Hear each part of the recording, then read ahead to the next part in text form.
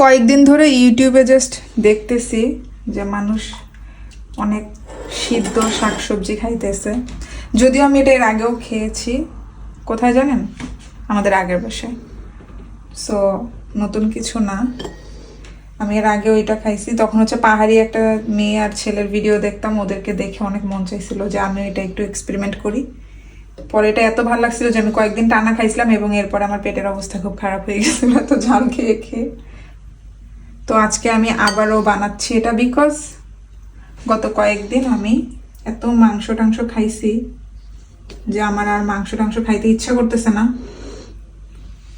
এখন আমি একটু, এই যে দেখেন আমি ভর্তা বানাইছি, ভর্তাটা দেখবেন, দাঁড়ান ভর্তাটা দেখাই।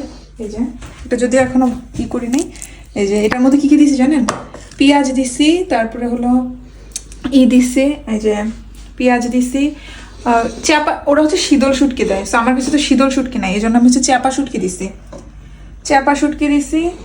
আর হলো পেঁয়াজ দিছি, মরিচ দিছি, কাঁচা মরিচ, লবণ, এটুকুই। এবং এটা অনেক মজা হয়েছে, আমি একটু ট্রাইও করছিলাম অলরেডি। সিদ্ধ কি লবণ দিয়ে করছো? হ্যাঁ, লবণ দিয়ে সিদ্ধ করছি। কেন? তাহলে ঠিক আছে। দেখেন টমেটো থেকে পানি বেরোচ্ছে।